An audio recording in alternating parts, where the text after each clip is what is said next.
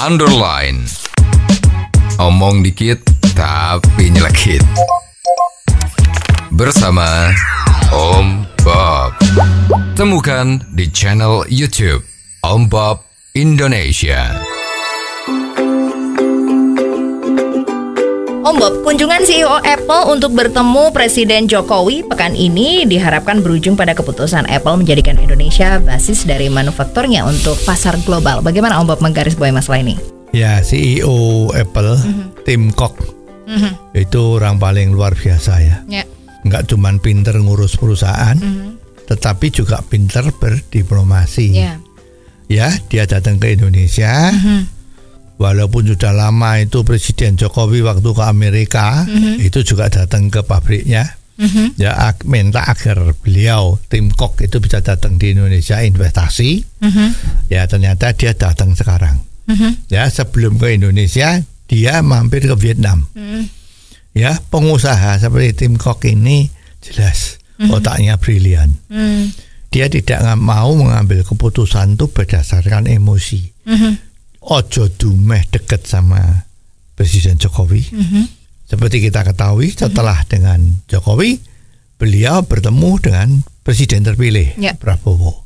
Ya, dan dua presiden tadi itu juga kelihatannya mengharap Tim Cook membuka pabrik di Indonesia.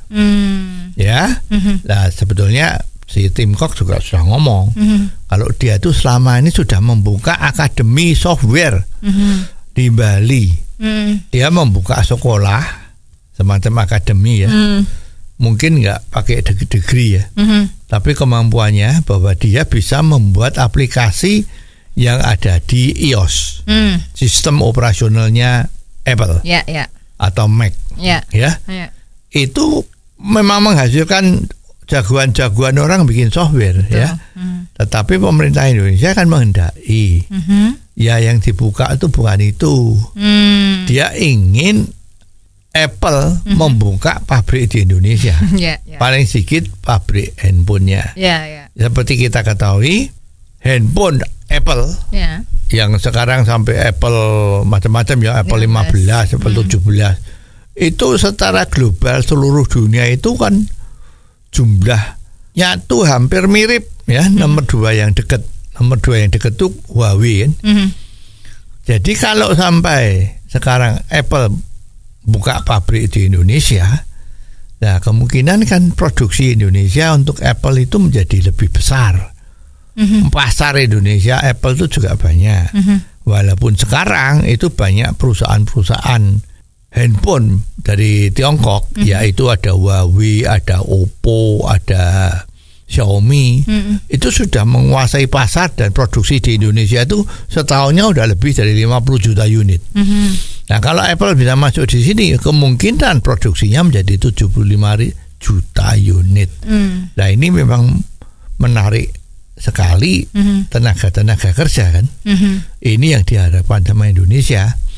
Nah, kalau kita lihat jawabannya Tim Cook, CEO dari Apple, dia memang memberi angin surga. Oke, saya lihat, saya suka Indonesia, ya.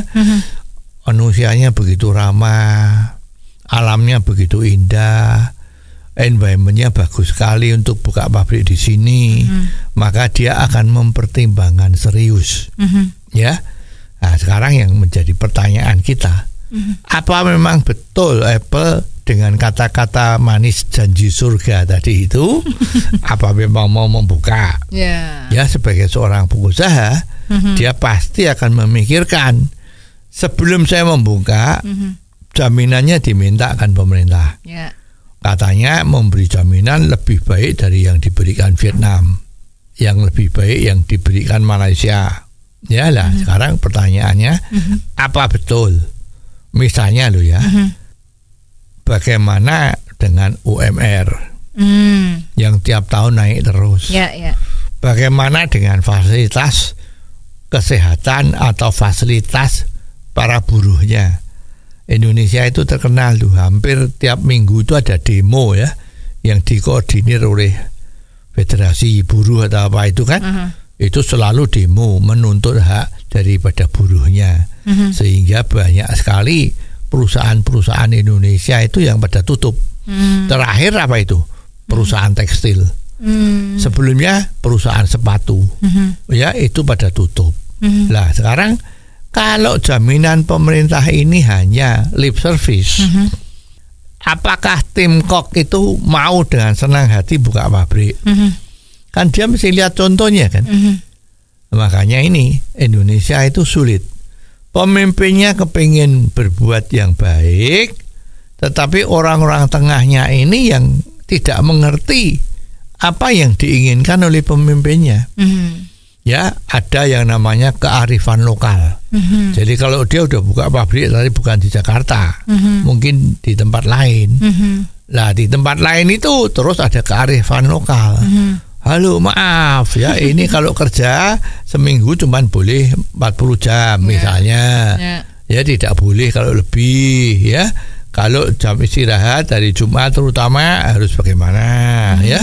Terus fasilitas di dalamnya bagaimana ya. Itu semua menjadi momok bagi pengusaha asing untuk kerja di Indonesia. Ya, karena komitmen yang diberikan oleh pemerintah itu belum tentu dijalankan oleh pemerintah daerah. Katanya kearifan lokal, raja-raja kecil. Itu kan urusannya pemerintah pusat, tapi menurut daerah kita ini tidak bisa. Misalnya seperti itu kan. Ini kan terjadi itu. Kita nggak usah malu-malu kalau ngomong lah ya. Itu di semeter nikel di Manokwari itu gimana? Betul. Ya, terjadi keributan antara buruh lokal sama buruh asing. Ya, padahal untuk unit-unit usaha yang memerlukan tenaga ahli itu kan, ya terus terang kita jujur ya, orang kita kan belum bisa. Memang harus banyak belajar. Jadi jangan merasa porsi kita ini malah dimakan sama tenaga asing. Padahal tenaga asing itu datang memberi penghasilan kepada negara sambil transfer teknologi. Ini yang harus disadari oleh semua pihak. Ya, jadi harus membantu presiden kita dalam upaya menarik investasi, harus siap menerima apa yang dikatakan oleh presiden kita itu didukung penuh. Ya, jangan cawe-cawe yang nggak benar.